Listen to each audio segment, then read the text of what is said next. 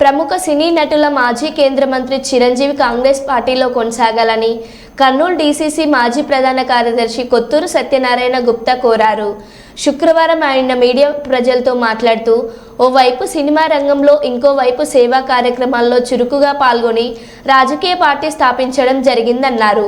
ఏ లక్ష్యంతో రాజకీయాల్లోకి ప్రవేశించారు, ఆ దిశగా దృష్టి సారించి ప్రజలకు సేవలు అందించాలన్న భావన ఉన్న చిరంజీవి కాంగ్రెస్ పార్టీ ద్వారా మరిన్ని సేవలు చేయాలని ఆయన కోరారు.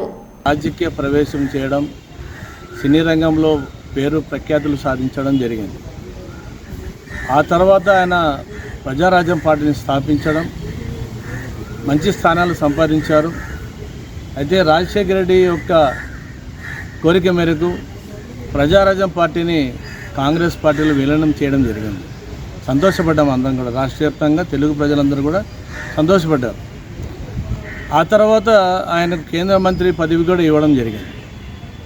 విభజన తర్వాత చిరంజీవి గారు పార్టీకి రాజీనామా చేయకపోయినా పార్టీకి దూరంగా ఉండడం అనేది మాకు బాధాకర విషయం. ఎంత సేవా దృక్పథం కలిగిన వ్యక్తి ఆయన. సినీ రంగంలో కానీ సేవా రంగంలో కానీ మంచి పేరు ప్రఖ్యాతులు సాధించుకోగలిగినారు. ఆయన పార్టీకి దూరం అనేది బాధ అనిపిస్తుంది. ఎందుకు అనేది కారణాలు చెప్పలేదు ఆయన.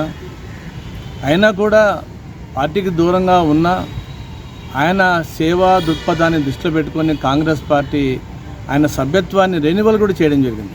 అది చిన్న విషయం కాదు రెన్యువల్ చేయాలంటే. అంటే అంత మంచి దృక్పథంతో కాంగ్రెస్ పార్టీ మీ వైపు ఉన్నప్పుడు మీరు పార్టీలో ఉండి మరిన్ని సేవలు చేయాలని మేము ఈ సందర్భంగా నేను కోరుతున్నా. ఒక కాంగ్రెస్ పార్టీ కార్యకర్తగా, ఒక కర్నూలు జిల్లా డీసీసీ మాజీ ప్రధాన కార్యదర్శిగా నేను కోరుతున్నాను. దయచేసి అధిష్టానం తీసుకున్న నిర్ణయాన్ని స్వాగతిస్తూ కాంగ్రెస్ పార్టీలో చురుకుగా పాల్గొనాలని నేను ఈ సందర్భంగా నేను కోరుతున్నాను.